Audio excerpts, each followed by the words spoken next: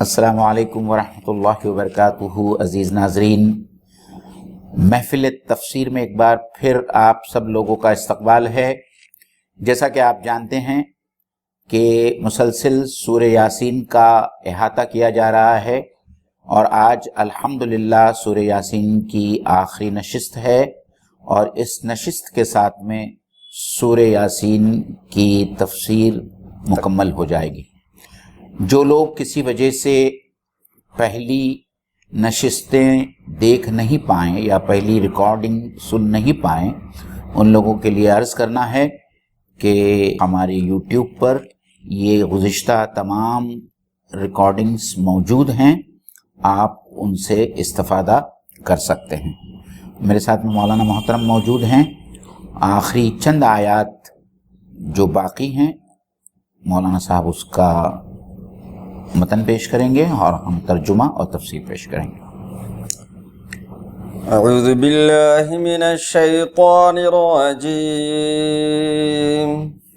بسم اللہ الرحمن الرحیم۔ قل يحييها الذي أنشأها أول مرة وهو بكل خلق عليم، الذي جعل لكم من الشجر الأخضر نارا فإذا أنتم منه توقدون، أوليس الذي خلق السماوات والأرض بقادر على أن يخلق مثلهم بلى وهو الخلاق العليم، إنما أمره إذا أراد شيئا أن يقول له كن فيكون، فسبحان الذي بيده ملكوت كل شيء وإليه ترجعون۔ صدق اللہ العظیم۔ اس سے کہو انہیں وہی زندہ کرے گا جس نے پہلے انہیں پیدا کیا تھا، اور وہ تخلیق کا ہر کام جانتا ہے۔ وہی جس نے تمہارے لیے ہرے بھرے درخت سے آگ پیدا کر دی، اور تم اس سے اپنے چولہے روشن کرتے ہو۔ کیا وہ جس نے آسمانوں اور زمین کو پیدا کیا اس پر قادر نہیں ہے کہ ان جیسوں کو پیدا کر سکے؟ کیوں نہیں، جبکہ وہ ماہر خلاق ہے۔ وہ تو جب کسی چیز کا ارادہ کرتا ہے تو اس کا کام بس یہ ہے کہ اسے حکم دے کہ ہو جا، اور وہ ہو جاتی ہے۔ پاک ہے وہ جس کے ہاتھ میں ہر چیز کا مکمل اقتدار ہے، اور اسی کی طرف تم پلٹائے جانے والے ہوں۔ سچ کہا اللہ تعالی۔ عزیز ناظرین، سورہ یاسین کی آخر کی چند آیات ہیں، اور جو پہلی آیت مولانا نے پڑھ کر آپ کو سنائی، جس کا ترجمہ جو اس سے کہو، اس آدمی سے کہو جس نے اللہ کے رسول صلی اللہ علیہ وسلم سے یہ سوال کیا، جیسا کہ ہم نے اپنی گزشتہ نشست میں دیکھا تھا کہ جب اللہ کے رسول صلی اللہ علیہ وسلم کے سامنے کسی نے ایک قبرستان سے قبر کھود کر ایک بوسیدہ ہڈی لائی اور اس کو آپ صلی اللہ علیہ وسلم کے سامنے چورا چورا کیا، اور بہت ہی جسارت سے اس نے اللہ کے رسول صلی اللہ علیہ وسلم کو یہ طعنہ دیا کہ کس طرح ممکن ہے کہ اس بوسیدہ ہڈی، اور یہ جس شخص کی بوسیدہ ہڈی تھی، جس کے جسم کا ذرہ ذرہ یہاں وہاں بکھر چکا ہے، اس کو اللہ تعالیٰ دوبارہ پیدا کرے گا۔ تو اس سوال کے جواب میں مولانا اللہ تعالیٰ یہ فرما رہا ہے۔ سوال تو کہا جائے گا، لیکن در حقیقت وہ سوال نہیں تھا، وہ استفہام انکاری تھا۔ وہ میں یحیی العظام وہی رمیم، کون زندہ کر سکتا؟ ایک تو نارمل سوال ہوتا ہے، تو یہ سوال نہیں تھا، بلکہ ایسا سوال تھا جس میں انکار پوشیدہ تھا۔ اس لیے اللہ تعالیٰ نے اتنا سخت جواب دیا، اور منہ توڑ جواب اس کو کہا جائے کہ ایسا شخص جس کی پیدائش اس طریقے سے ہوئی ہے، وہ اپنی پیدائش کو بھول گیا، اور اس کے بعد ہمارے لیے مثالیں قائم کرتا ہے۔ تو وہ استفہام انکاری تھا، ایک تو جواب وہاں دیا گیا، پھر اللہ تعالیٰ دوسرا جواب یہاں دے رہے ہیں، بلکہ سلسلہ وار کئی طریقے سے اللہ تعالیٰ نے جواب دیا ہے، اور پھر کئی مثالیں پیش کیا ہے کہ ایسا کیا اللہ نے، ایسا کیا. پھر یہ ایک مرے ہوئے انسان کو پھر دوبارہ زندہ کرنا اللہ کے لیے کیا مشکل ہے. جی تو وہی یہاں کہا جا رہا ہے قل، اے نبی پاک صلی اللہ علیہ وسلم آپ کہہ دیجئے کہ اللہ تعالیٰ حکم دے رہا ہے رسول اکرم صلی اللہ علیہ وسلم کو کہ یحییھا الذی انشأھا اول مرہ، کہ یہ جو بوسیے ہڈیاں لے کر کے تم آئے ہو، یا جو لوگ نہیں لے کر کے آئے تھے اور یوں ہی زبان سے کہہ رہے تھے، ان کے لیے بھی ہے کہ جو تم انکار کر رہے ہو حیات بعد الممات کی، تو ان سے کہہ دیجئے کہ یہ ان کو وہی پیدا کرے گا جس نے پہلی بار اس کو پیدا کیا. اور بات ایک دم کلیئر ہے کہ کسی چیز کا بنانا اگر مشکل ہو تو پہلی بار بنانا مشکل ہے، دوبارہ بنانا دوسری بار کسی بھی چیز کا بنانا پہلی بار بنانے کے مقابلے میں بہت آسان رہتا ہے. اور یہ تو ہمارا دن رات کا مشاہدہ ہے. یعنی اللہ کی ذات کو اور اس کی قدرت کو بازو میں رکھ کر انسان اگر اپنے خود مشاہدے کی بات کرے اور دیکھے تو ہم کو یہ پتہ چلتا ہے کہ انسان کے لیے پہلی بار کسی چیز کو بنانا مشکل ہے، اور اسی چیز کو دوسری بار اور تیسری بار بنانا اس کے لیے بہت آسان ہے. تو اللہ کی تو بات ہی کچھ اور ہے. اور ہم میں سے جو لوگ پڑھنے لکھنے والے لوگ ہیں وہ اپنے اوپر اس حساب سے غور کر سکتے ہیں کہ کسی ایک موضوع پہ تقریر کرنا پہلی بار تھوڑی مشکل ہے، جی دوسری بار آسان ہے. لکھنے والے لوگ بھی کسی ایک ٹاپک پہ لکھنا چاہیں تو ایک بار لکھ لیں تو پھر دوسری بار لکھنا آسان ہے. جی جی. اب اس میں معین بھائی وَهُوَ بِكُلِّ خَلْقٍ عَلِيمٌ، اور ناظرین سے ہم یہ کہیں گے کہ ہر آیت کے اخیر میں جو اختتامیہ ہوتا ہے وہ بہت معنی خیز ہوتا ہے. وہ اس آیت کا یا کئی آیتوں کا سمجھیے کہ نچوڑ ہوتا ہے.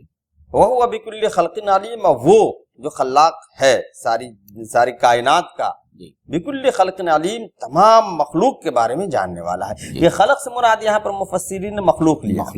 جی. تو معین بھائی ہم یہ کہنا چاہیں گے کہ یہاں پہ خلق علیم، خلق تو بات سمجھ میں آتی ہے جی کہ اللہ تعالیٰ جاننے والا مخلوقات، اس لیے کہ پیدائش دوبارہ پیدا کرنے کی بات چل رہی ہے. لیکن یہاں پر علیم کہہ کے کیا کہنا چاہیں؟ جی علیم سے مراد یہ ہے کہ وہ اپنی ہر مخلوق کو جانتا ہے، ہر مخلوق کے ہر ذرے کو جانتا ہے، اور ہر مخلوق کے ہر ذرے کو جانتا ہے. اور اللہ تعالیٰ نے سورہ قاف میں جو فرمایا ہے قد علمنا ما تنقص منہم وعندنا کتاب حفیظ، کہ ان کے جسم جب دفن کیے جاتے ہیں تو اس میں سے جو چیزیں کم ہوتی ہے، جو ذرہ ذرہ بھی کم ہوتا ہے، اس کا علم ہمیں ہوتا ہے اور ہماری کتاب میں وہ محفوظ ہو جاتا ہے. اور تبارک الذی میں ہم اکثر پڑھتے ہیں الا یعلم من خلق وهو الخلاق العلیم، کہ کیا وہ نہیں جانے گا جس نے پیدا کیا، وہ نہیں جانے گا جس نے تخلیق کیا. تو جیسا کہ ہم ایک ایگزامپل دیکھ لیں کہ جو کار بنانے والی کمپنیاں ہوتے ہیں، اس کا جو ڈیزائنر ہوتا ہے وہ کار کے ایک ایک کل پرزوں سے واقف ہوتا ہے کہ کار کی ڈیزائن کرتے وقت اس میں کون کون سے پرزے کہاں فٹ کے جائے، اور اس کی پوری انوینٹری تیار ہوتی ہے. تو جب انسانوں کا یہ حال ہے، وہ تو اللہ تعالیٰ کی ذات ہے اور جس کی قدرت اور جس کی خلاقیت کے بارے میں جو ہے ہم تصور بھی نہیں کر سکتے، ہمارے تصور سے ماورا ہے. اور وہ خود قرآن مجید میں کہتا ہے کہ الا یعلم من خلق، کیا وہ نہیں جانے گا جس نے تخلیق کی.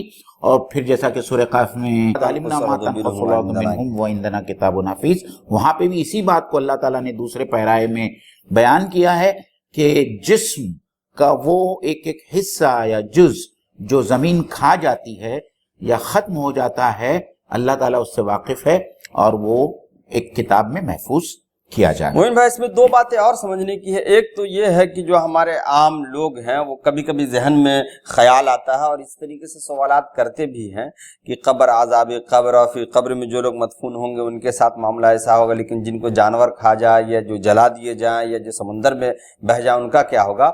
ان کا مسئلہ بھی آیت کے اس حصے سے جو آپ نے سورہ قاف کی آیت سنایا کہ اللہ تعالیٰ واقف ہے. اور دوسری بات، ایک بات ابھی اس دور میں ہم دیکھتے ہیں سائنس کے حساب سے کہ ڈی این اے ہزاروں سال پرانے، کروڑوں سال پرانے ڈی این اے کی وجہ سے ایک انسان کسی چیز کو پیدا کرنے کی کوشش کر رہا ہے، جیسے کہ ریڈ شپ جو ابھی اسرائیل کلوننگ بولتے ہیں جی. کلوننگ کی وجہ سے یا کلوننگ کے ٹیکنیک کو یوز کرتے ہوئے ڈی این اے کے مادے سے وہ جس چیز کا ڈی این اے ہے اس مخلوق کو پیدا کرنے کی کوشش کی جا رہی ہے. اور ایک کوشش ہو چکی ہے اور ایک شیپ یعنی بھیڑ کو بنایا گیا تھا، جی جی جو بہت ہی تاریخی واقعہ قرار دیا جاتا ہے سائنس کی دنیا میں یا ایڈوانسمنٹ کی دنیا میں، تو وہ تو اللہ تعالیٰ کی ذات ہے، جس کو ہم آگے جب پڑھیں گے ان یقول لہ کن فیکون تو انشاءاللہ کچھ اور مزید تشریح تو وہاں یہ آ ڈی این اے جائے کی بات سے بھی بات سمجھ میں آتی ہے کہ دیکھیں کہ انسان جب یہ کر لے رہا ہے تو وہ تو خیر خلاق العلیم ہے۔ مولانا آپ کی توجہ میں یہاں اس طرف بھی کروں گا کہ آگے اسی چیز کو ایک دوسرے انداز میں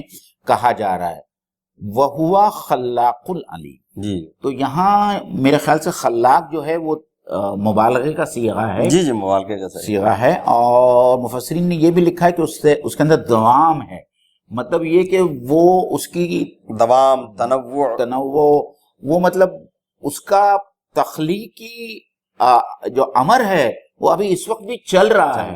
ہم آگے چلتے ہیں، اس کے بعد کا جو مولانا جو آیت ہے، الذی جعل لکم من الشجر الاخضر نارا، جی وہی ہستی ہے جس نے تمہارے لیے مطلب ہرے سبز درخت سے آگ کو پیدا کیا،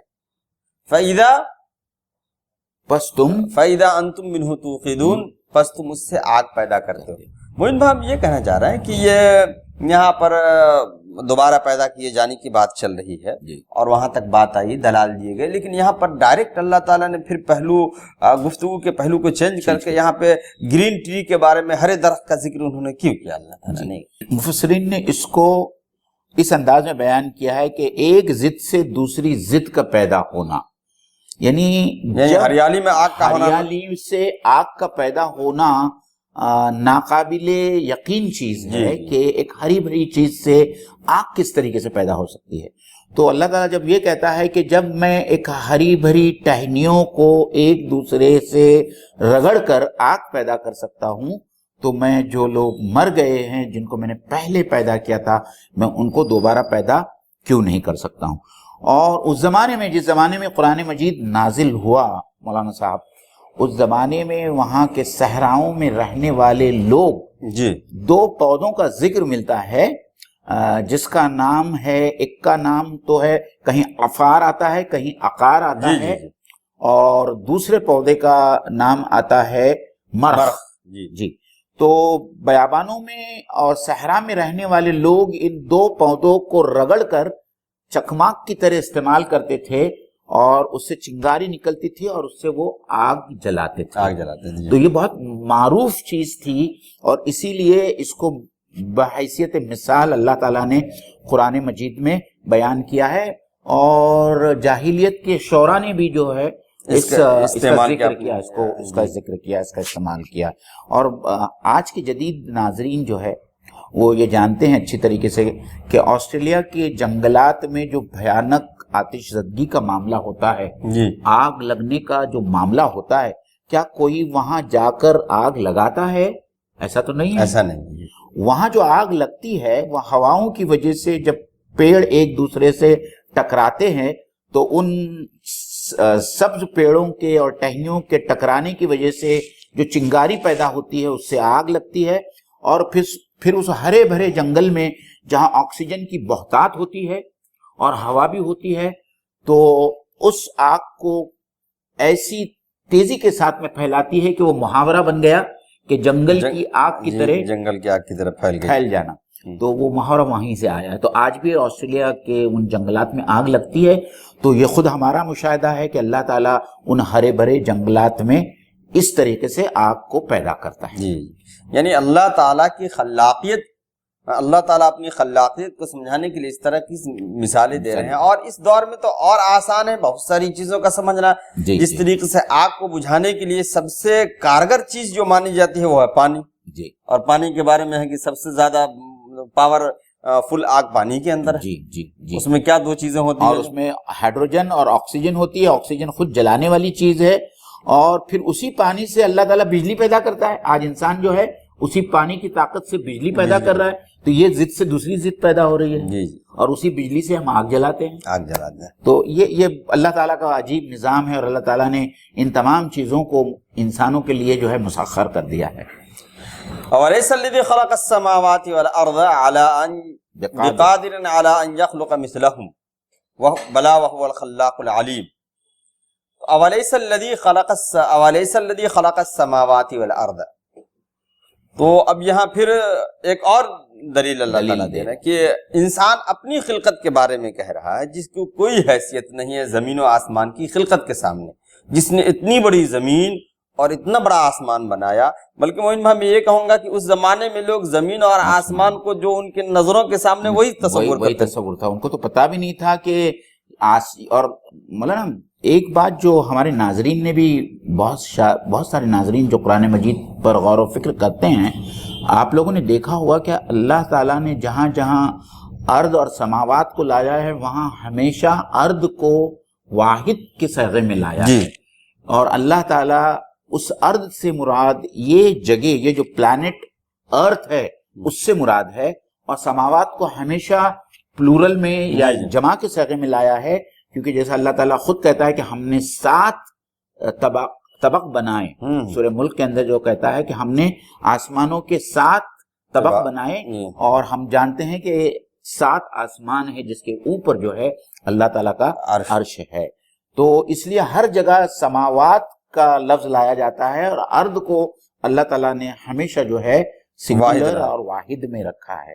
تو یہاں پہ بھی اللہ تعالیٰ وہی کہتا ہے کہ جو دنیا ہے اور جو اتنے بڑے آسمان ہے اس کو اللہ تعالیٰ نے بنایا، اور شاید میں اپنے کسی پچھلی نشست میں نے ناظرین کے سامنے یہ بات رکھی تھی کہ جو آسمان ہم کو نظر آتا ہے یہ تو اس دنیا کا آسمان، اس زمین کا آسمان ہے جو ہمارے آنکھوں کے سامنے ہے، اور ہم بڑے سے بڑے پاورفل سے پاورفل ٹیلیسکوپ سے بھی جو ہے اس کا صرف ایک حصہ دیکھتے ہیں یا دیکھ سکتے ہیں۔ پورے آسمان کو جو ہے وہ ہمارے ویژن کی گرفت میں، ہمارے بصارت کی گرفت میں جو ہے اس کا پورا جو یہ ہے کیا کہنا چاہیے، اس کا حجم جو ہے وہ نہیں آ سکتا۔ اور پھر اس میں خاص بات یہ ہے کہ یہ تو پہلا آسمان ہے جس کے بارے میں ہم ابھی تک پوری طریقے سے معلومات حاصل نہیں کر سکے ہیں۔ ہماری گنتیاں ختم ہو گئی، اور ہم کو اس گنتی سے مطلب اندازہ کرنے کے لیے، فاصلے کا اندازہ کرنے کے لیے ہم کو گنتی سے نوری سال پر آنا پڑا۔ یہ پلانٹ سے دوسرا پلانٹ یا اس زمین سے وہ ستارہ کتنا دور ہے تو کہے کہ 50,000 نوری سال، یعنی لائٹ کی سپیڈ سے اگر ہم چلیں گے تو 50,000 سال ہم کو لگیں گے اس ستارے تک پہنچنے یا اس پلانٹ تک پہنچنے کے لیے۔ تو یہ تو صرف اس کہکشاں کی بات چل رہی ہے جس کا ایک حصہ زمین ہے، جس کے اندر ملینز اینڈ بلینز آف ستارے اور یہ ہیں سیٹلائٹس ہیں۔ تو اس کے علاوہ دوسری کہکشائیں ہیں، گیلیکسیز ہیں، جس کے بارے میں سائنسداں جو ہے آج بھی یہ بتانے سے قاصر ہے کہ کتنی کہکشائیں ہیں، کتنی گیلیکسیز ہیں، اور یہ سب کے سب پہلے آسمان میں واقع ہوئے ہیں۔ تو اب دوسرا آسمان اس سے بڑا ہے، تیسرا آسمان اس سے بڑا ہے، چوتھا آسمان اس سے بڑا ہے۔ میرے خیال سے ایک حدیث میں نے کبھی بہت پہلے پڑھی تھی کہ دوسرے آسمان کے سامنے پہلا آسمان اتنا چھوٹا ہے جیسے کہ ایک بہت بڑے اسٹیڈیم کے اندر ایک چھوٹی سی انگوٹھی بیچ میں رکھ دی جائے۔ تو آپ تصور کر سکتے ہیں کہ پہلا آسمان جو ہمارے تصور سے ماورا ہے تو وہ دوسرے آسمان کا حجم کیا ہوگا، اور پھر تیسرے آسمان، پھر چوتھے آسمان کا، اللہ اکبر۔ تو یہ صرف جو ہے ہمارے تصور سے بہت ہی بعید تمام حقائق ہیں، اور ابھی تک سائنسدان اور سائنس اتنی ساری ترقیات کے باوجود، ترقی کرنے کے باوجود قاصر ہے کہ اس کی حقیقت کو پا سکے۔ معین بھائی، ایک بات اور اس میں سمجھ میں یہ آتی ہے کہ اللہ تعالیٰ نے جن لوگوں کو اس زمانے میں مثالیں پیش کر کے دیا، السماوات الارض، وہ تو بس آسمان کو دیکھ رہے تھے، زمین کو دیکھ رہے تھے، لیکن اس دور میں جو لوگ آسمان کی حقیقتوں سے واقف ہو رہے ہیں، یا جو لوگ کتابوں کے ذریعے یا دوسرے ویڈیوز کے ذریعے معلوم ہو رہا ہے کہ زمین کی یہ حقیقت ہے، آسمان کی یہ حقیقت ہے، انہیں تو اللہ کی خلاقیت فوراً ایمان لانا چاہیے۔ بالکل، بالکل نہ. الذی خلق السماوات، کیا وہ ہستی جس نے اتنے آسمانوں کو پیدا کیا، ساتوں آسمانوں کو پیدا کیا، اور آسمان ہی نہیں بلکہ آسمان کی گود میں جو چیزیں ہیں وہ سب مراد، سب مراد. اور وما زمین، بینہما کبھی کبھی استعمال کیا ہے کہ آسمان اور زمین کے درمیان جو کچھ بھی ہے ان تمام چیزوں کو. اور آپ نے جو یہ نقطہ لایا ہے مولانا، اس کی میں یہ تصدیق کرنا چاہتا ہوں کہ مغرب کے بہت سارے ڈاکٹرز جب ان لوگوں نے قرآن مجید کا مطالعہ کیا تو بہت سارے ایسے ڈاکٹرز ہیں جن کا میں نام جانتا ہوں اور لوگوں نے بھی پڑھا ہوگا کہ گیری ملر جیسا سائنٹسٹ ہے یا مورس بقائے جیسا سائنٹسٹ ہے یا کیت مور جیسا سائنٹسٹ ہے.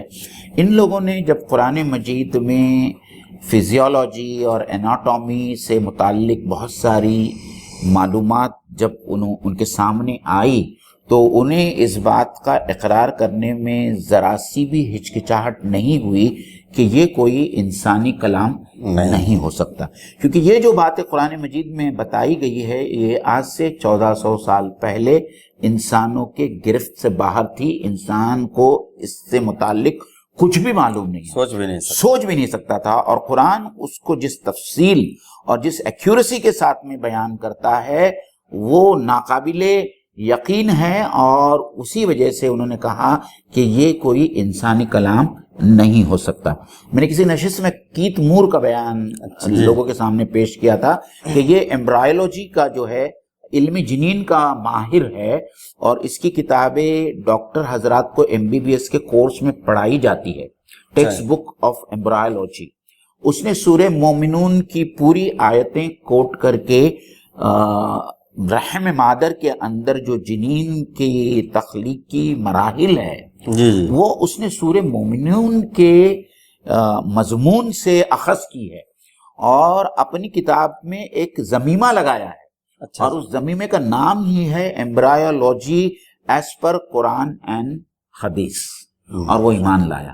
اسی طریقے سے مورس بقائے ہے، اس کے بارے میں بھی آتا ہے کہ اس نے تو فرعون کی ممی کے اوپر کام کیا، رمسیس دوم جو فرعون کی ممی جو جس کے بارے میں اللہ تعالیٰ نے کہا کہ ہم تیرے جسم کو بچا لیں گے تاکہ آنے والوں کے لیے تو ایک عبرت کا نشان بن جائے، آیت بن جائے. تو اس نے اس کے اوپر کام کر کے اس نے یہ ثابت کیا کہ یہ وہی فرعون تھا جو حضرت موسیٰ علیہ السلام کے زمانے میں ڈوب کر مرا اللہ کے عذاب کی وجہ سے، اور اس کے بعد میں اس نے ایمان لایا. تو جو سائنسداں ہیں اور جو واقعی میں تحقیق کرتے ہیں اور جو سچ کی تلاش میں ہوتے ہیں، سوال اس بات کا ہے کہ کیا آپ کے دل میں اس ٹروتھ کو، اس حق کو جاننے کی تڑپ ہے؟ اگر تڑپ ہے تو قرآن آپ کو اپنی طرف مائل کرے گا اور پھر آپ گیری ملر کی طرح یہی کہنے پر مجبور ہوگے کہ یہ کوئی انسانی کلام نہیں ہے. جی مومن بھائی، اس میں ایک چیز اور یہ دیکھتے ہیں کہ اس آیت میں کہا گیا خلق السماوات والارض، اور اس کے بعد آگے ہے یخلق مثلہم، یعنی جس نے زمین آسمان کو پیدا کیا، کیا وہ اس بات پر قادر نہیں کہ ان جیسا پیدا کر؟ یعنی جیسا پیدا کرنا تو اور آسان. جی بالکل.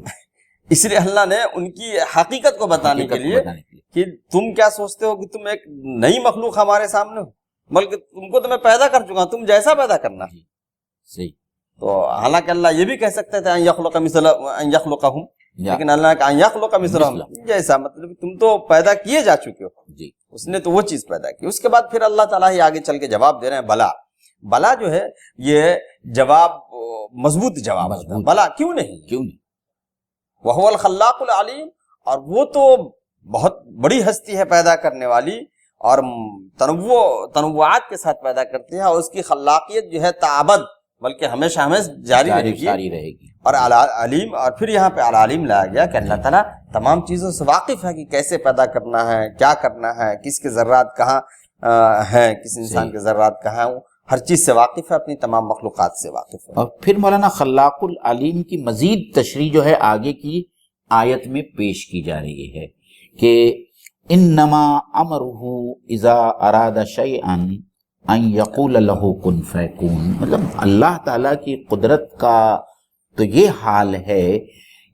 بعض اوقات لوگوں کو یہ خیال آتا ہے وہ اللہ کی ذات کو انسانوں کی ذات پر قیاس کرتے ہیں۔ جی، جب ہم کو کوئی چیز بنانا ہو تو ہم کو بہت پلان کرنا پڑتا ہے، میٹیریلس لانے اور سب انفراسٹرکچر، وسائل اور وہ تمام چیزوں کو جمع کرنا پڑتا ہے، اس کے بعد میں جو ہے وہ کوئی چیز بنتی ہے۔ جی، تو سب سے پہلے جو ہمارا یہ ایزمپشن ہے اور ہمارا یہ جو قیاس ہے کہ اللہ تعالیٰ کو بھی ہم اسی طریقے سے مجبور سمجھے یا اسی طریقے سے سمجھے جس طریقے سے انسان کے لمیٹیشنز ہے، تو اللہ تعالیٰ سب سے پہلے اس غلط فہمی کو جی جی جی دور کر رہا ہے کہ اللہ سے متعلق کوئی بھی نقص یا کوئی بھی کوتاہی کا انسان تصور نہیں کر سکتا۔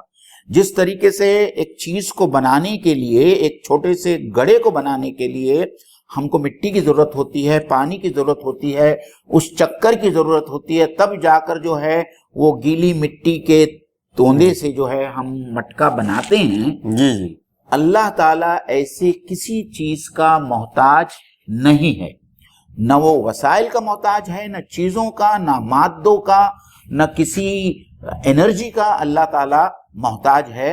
اور اس کو آگے جو ہے بیان کیا جا رہا ہے کہ اس طریقے سے بیان کیا جا رہا ہے کہ جب کبھی وہ کسی چیز کو بنانے کا ارادہ کرے تو وہ صرف یہ کہتا ہے اس کے لیے کن ہو جا فیکون، تو وہ چیز ہو جاتی۔ کانا یکونوں کی میننگ آتا ہے ہونا، اور کن فعل امر ہے، کن ہو جا فیکون۔ اس میں یہ بھی نہیں کہا گیا کہ اللہ تعالیٰ چیزوں کو اکٹھا کرنے کے بعد کہتا ہے کن، بلکہ ارادہ صحیح ہوتا نا کہ فرشتوں کو کہتے کہ چیزیں اکٹھا کرو، اکٹھا کرنے کے بعد اللہ کہے کن، تمام چیزیں اکٹھا ہو کے آپس میں جڑ کے کن ہو جائے۔ جی تو اللہ تعالیٰ نے یہ نہیں کہا، بلکہ اللہ کا اذا اراد شیئن، کسی چیز کے پیدا کرنے کا ارادہ کر لے اور پھر کن کہہ دے تو وہ چیز ہو جاتی ہے۔ مولانا ایک چیز جو میرے ذہن میں بار بار یہ کن فیکون کی وجہ سے آتی ہے، اس میں دو پہلو ہے جو میں ناظرین کے سامنے رکھنا چاہوں گا۔ ایک تو کن فیکون میں سرعت اور آنن فانن ہونے کا ایک پہلو ہے۔ جی اس کی مثال میرے ذہن میں یہ آتی ہے کہ جب حضرت سلیمان علیہ السلام نے اپنے اصحاب سے پوچھا کہ ملکہ بلقیس کا وہ تخت کون مجھے لا کر دے گا، تو ان کے اصحاب میں سے جو ایک صاحب علم تھا، اور یہ مشکلات القرآن میں سے یہ ہے، اس نے کہا کہ آپ کے پلک جھپکنے سے پہلے جن نے کہا، عفریت نے کہا کہ آپ اٹھ کے کھڑے ہونے سے پہلے میں لاؤں گا۔ لیکن ایک صاحب علم تھا، وہ جانتا تھا کہ حضرت سلیمان علیہ السلام اس تخت کو لانا چاہتے ہیں، اور جب حضرت سلیمان علیہ السلام چاہتے ہیں تو اللہ تعالیٰ اس تخت کو یہاں حاضر کرے گا۔ تو اس نے یہ کہا کہ آپ کے پلک جھپکنے سے پہلے وہ تخت یہاں حاضر ہوگا، اور اللہ تعالیٰ نے اس بندے مومن کے ہاتھ سے وہ کرامت ظاہر کی قبل ان یرتد الیک طرفک۔ تو یہ کن، تو اس کن میں جو ہے وہ سرعت کا پہلو ہے۔ آنن فانن، فوراً اللہ تعالیٰ نے حکم دیا اور وہ تخت جو ہے حضرت سلیمان علیہ السلام کے سامنے موجود۔ لیکن کن میں جو ہے مولانا ایک دوسرا پہلو یہ بھی ہے، جیسا میرے خیال سے سورہ کاف میں ہی ہے کہ اللہ تعالیٰ نے زمین اور آسمان کو مختلف ادوار کے اندر پیدا کیا، اور ایک جگہ یہ بھی ہے کہ اللہ تعالیٰ کا ایک سال تمہارے 50,000 سال کے برابر ہے۔ تو بعض چیزیں ایسی بھی ہیں، کن فیکون سے یہ بھی مراد ہے کہ اللہ تعالیٰ جب کسی چیز کو ہونے کا حکم دیتا ہے تو جو چیز سرعت کے ساتھ میں یا تیزی کے ساتھ میں ہونا چاہیے وہ تیزی کے ساتھ میں ہو جاتی ہیں۔ لیکن بعض چیزوں کی تقدیر اللہ تعالیٰ نے مقدر کی ہے یا لکھ دی ہے، تو اسی لحاظ سے اس کا ظہور ہوتا ہے، درجہ بدرجہ اس کا ظہور ہوتا ہے۔ جس طریقے سے بگ بینگ تھیری کے بعد میں زمین اور سورج اور یہ پورا نظام شمسی اس سے الگ ہوا، اپنے جو بڑا میٹر تھا اس سے الگ ہوا، اور پھر زمین کو ٹھنڈا ہونے میں ہزاروں سال لگ گئے۔ پھر اس کے بعد میں جو ہے زمین یہ قابل ہوئی کہ اس کے اوپر زندگی پیدا ہوتی یا زندگی کو بسایا جاتا۔ یا آپ اس کی مثال لیجئے کہ ایک بچے کی پیدائش ہے، اللہ کے حکم کن سے جو ہے استقرار حمل ہوتا ہے جی جی مادر رحم میں، لیکن جو اس میں فیکون کا جو یہ ہے فاصلہ ہے وہ 9 مہینے کا ہے. اللہ تعالیٰ نے 9 مہینے اس کے لیے مقرر کیے ہیں، تو 9 مہینے کے بعد میں ہی بچہ جو ہے مادر رحم سے باہر آتا ہے. میرے خیال سے یہ دونوں پہلو جو ہے ہم کو یہ کن فیکون میں یاد رکھنا چاہیے. اچھا، یہ ایک بات یہ بھی ہے کہ اللہ تعالیٰ ہمیں یہ بتانے کے لیے کہ دنیا دار الاسباب ہے، جی دار العمر ہے، اس میں جو کچھ ہونا ہے تدریجاً ہونا ہے. جی ورنہ اللہ تعالیٰ 6 دن میں 7 دن میں جو بھی بیان ہے کہ زمین و آسمان کے اتنے دن میں پیدا کیا، اللہ کے لیے کوئی مشکل نہیں ہے، کن کہتے ہیں اور زمین و آسمان پیدا ہو جاتے. جی جی صحیح. لیکن یہ کہ جو چیز دنیا میں ہونی ہے وہ تدریجاً ہونی ہے. جی کوئی برا آدمی ہے، برے اعمال کر رہا ہے، تو ایسا نہیں کہ اللہ تعالیٰ آسمان سے فرشتہ بھیج کر کے فوراً اس کو تباہ و برباد کر دے. جو ایک سسٹم اللہ نے بنایا ہے اسی سسٹم کے ساتھ ہوگا. اس لیے بعض لوگ جو یہ سوچتے ہیں کہ ہم نماز بھی پڑھتے ہیں، ہمارے ساتھ یہ مسائل ہیں، وہ کچھ نہیں کرتا، اس کے ساتھ کچھ نہیں ہو رہا، تو یہ سب نہیں سوچنا چاہیے. اللہ نے ایک سسٹم بنا دیا ہے، نظام بنا دیا، اسی نظام کے تحت ہونا ہے. جی جی جی. تو ہم آگے چلتے ہیں. جی جی. فسبحان الذی بیدہ ملکوت کل شیء والیہ ترجعون. تو پاک ہے وہ ہستی جس کے ہاتھ میں ہر چیز کی سمجھے کہ بادشاہت ہے، اقتدار ہے، اختیار ہے. اختیار ہے. جی. وَإِلَيْهِ ترجعون، اور اسی کی طرف تم سب کو پلٹ کر کے جانا ہے.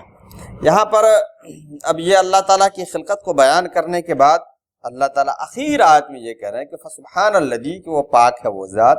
یہ ہمیں یہ لگ رہا ہے کہ اللہ تعالیٰ جو ہے دوبارہ ان تمام اعتراضات کا جواب دے رہا ہے کہ اللہ تعالیٰ کے متعلق جتنی بھی تمہاری غلط فہمیاں ہیں، تمہارے جتنے اعتراضات ہے کہ ایسا نہیں ہو سکتا یا ایسا نہیں ہو سکتا، تو اللہ تعالیٰ ایک بار دوبارہ ان کو مزید یہ کہہ رہا ہے کہ اللہ تعالیٰ کی ذات ان تمام خامیوں سے، ان تمام نقائص سے پاک و صاف ہے. وہ جو چاہتا ہے وہ کر سکتا ہے، اور جب چاہتا ہے تب کر سکتا ہے.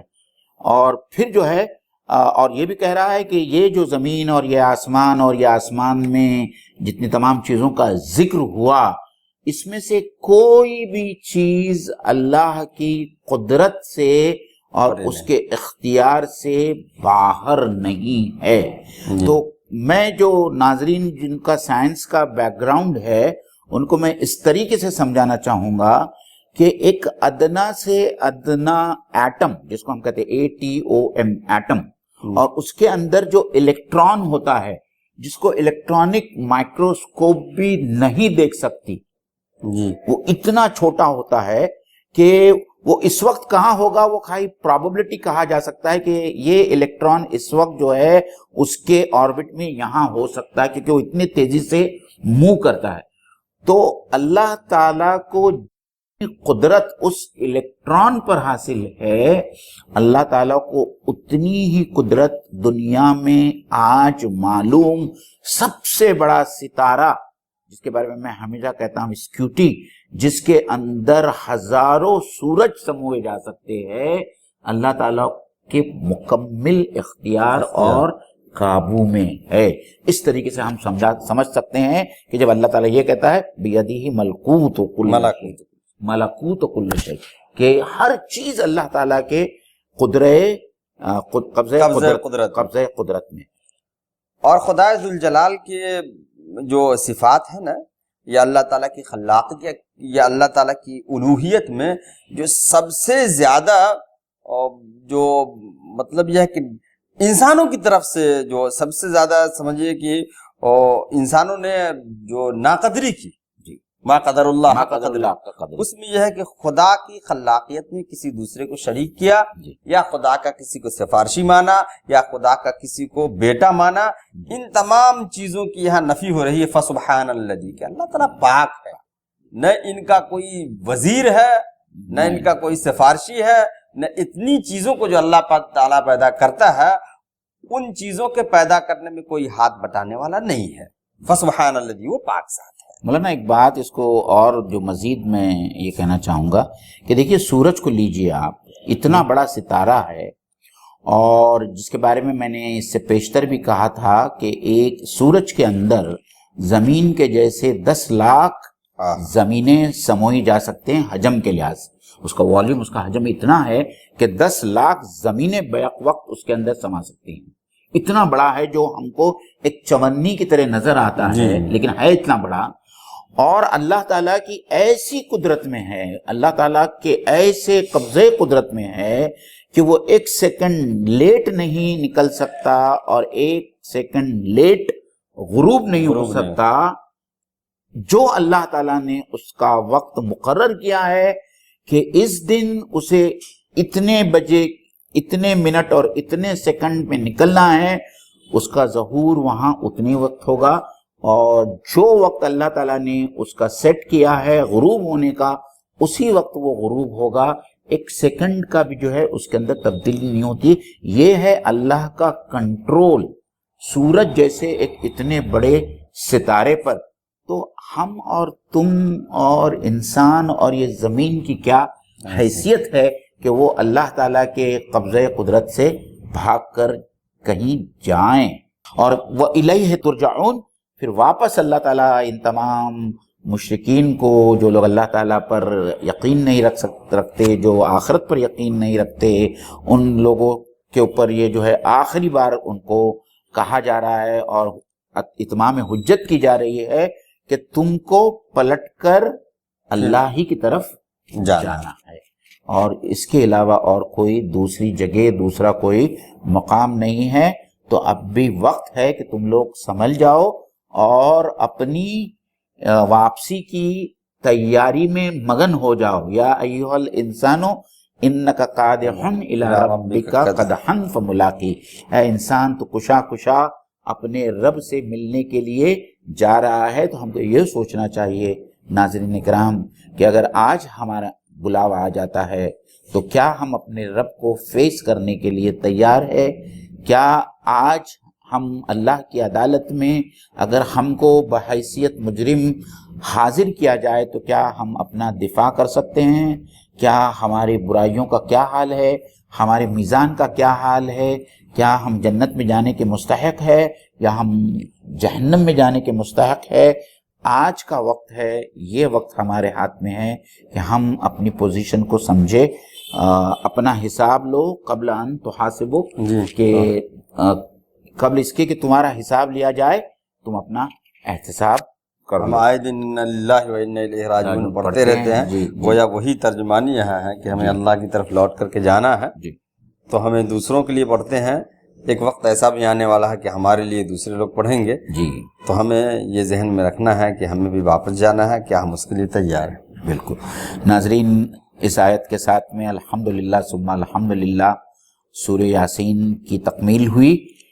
آپ لوگوں کو یہ پروگرام کیسا لگ رہا ہے؟ آپ کے کمنٹس، آپ کے مشوروں سے ہمیں نوازیں. اور مجھے یہ بتاتے ہوئے آپ تمام لوگوں کو بڑی خوشی ہو رہی ہے کہ انشاءاللہ تعالی اگلی سورہ جس کی تفسیر آپ لوگوں کے سامنے پیش کی جائے گی وہ سورہ الرحمن ہوگی، جو الحمدللہ مسلمانوں میں بہت ہی مقبول سورہ ہے. اور صوتی لحاظ سے تو میرے خیال سے اس سورہ کا کوئی دوسری سورہ جو ہے اس کے برابر نہیں آ سکتی، جہاں تک اس کا جو صوتی آہنگی اور جو صوتی اعجاز ہے سورۃ الرحمن کا. تو انشاءاللہ تعالی اگلی نشست سے جو ہے ہم سورہ الرحمن کی تفسیر آپ لوگوں کے سامنے پیش کریں گے. آپ لوگوں سے التماس ہے کہ اسی طریقے سے ہمارے ساتھ میں جڑے رہیں، ہمارے چینل کو سبسکرائب کریں، پروموٹ کریں اور دوسرے لوگوں کے ساتھ میں اس محفل تفسیر کو شیئر کریں. وآخر الدعوانا ان الحمدللہ رب العالمین. السلام علیکم ورحمۃ اللہ وبرکاتہ.